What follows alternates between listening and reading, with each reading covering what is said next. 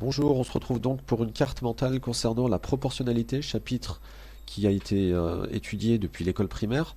La proportionnalité, donc on va rappeler ce que c'est lorsque l'on a deux grandeurs, ces deux grandeurs-là qui peuvent être soit des unités, soit des quantités.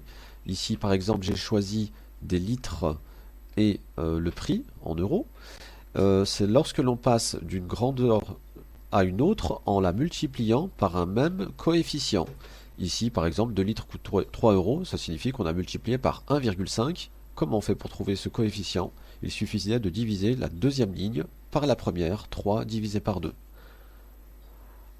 Alors, dans la vie courante, la proportionnalité, c'est très utilisé. Par exemple, pour les pourcentages, pour les échelles, pour les vitesses. Hein, tout ça, on va le voir tout à l'heure. Pour les nombres, on les range dans un tableau, sinon c'est un peu la pagaille. Ces tableaux-là ont toujours deux lignes seulement. On peut mettre autant de colonnes que l'on veut. Et si l'on sait que c'est un tableau de proportionnalité, eh bien il y a plusieurs manières de calculer une case manquante. Pour cela, on peut refaire ce qu'on a fait tout à l'heure. On calcule le coefficient de proportionnalité, la deuxième ligne divisée par la première, 18 divisé par 15, ce qui nous donne 1,2. Donc pour passer de la première ligne à la deuxième, on multiplie par 1,2. Mais nous, c'est pas ce sens-là qui nous intéresse. On veut trouver un nombre de la première ligne. Donc on va faire le chemin inverse. Et là, on divise par 1,2.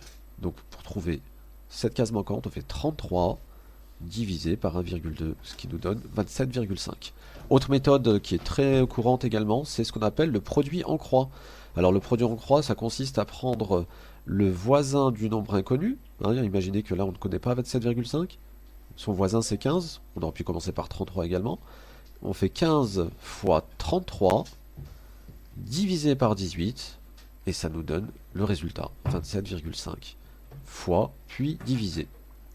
On obtient une croix au milieu, c'est pour ça qu'on appelle ça un produit en croix ou alors une règle de 3. Alors, quelques petits exemples maintenant. Comment reconnaître qu'un tableau est proportionnel ou non? Cette fois-ci, on vous donne toutes les valeurs. Et dans ces valeurs-là, il faut reconnaître si c'est un tableau de proportionnalité. On calcule les coefficients de chaque colonne, colonne par colonne. Donc là, pour la première. Hein. Ensuite, on va calculer le coefficient de la deuxième, et ainsi de suite. Alors, qu'est-ce que ça nous donne? 8,8 divisé par 22, 0,4. 2 divisé par 5, 0,4.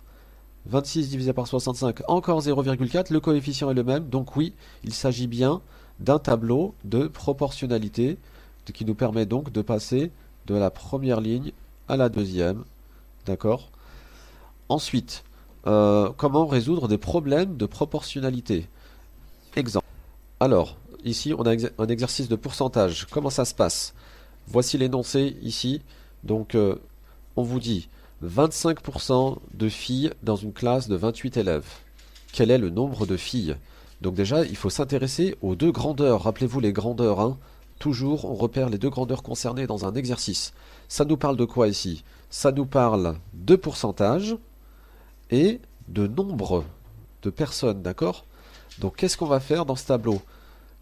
On trace un tableau, on fait une croix en fait, hein, une croix. Alors, dans la première colonne là, on va marquer de quoi ça parle. Ça parle du nombre de personnes, ça parle de pourcentage.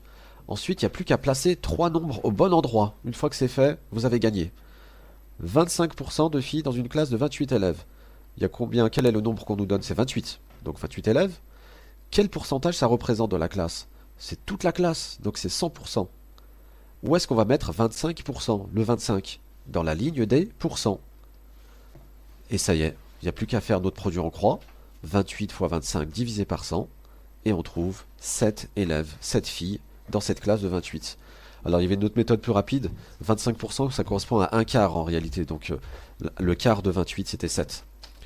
Autre problème, cette fois-ci, on va parler de vitesse. 25 km par heure. Quelle est la durée du trajet pour 75 km, sachant que je roule à 25 km par heure? Quelles sont les deux unités? Elles sont évidentes, là, regardez. Ça nous parle des heures, ça nous parle des kilomètres. 25 km par heure, ça veut dire quoi? En fait, il faut comprendre qu'il y a un 1 invisible, ici, à cet endroit, devant le H. D'accord? Ça veut dire 25 km en 1 heure.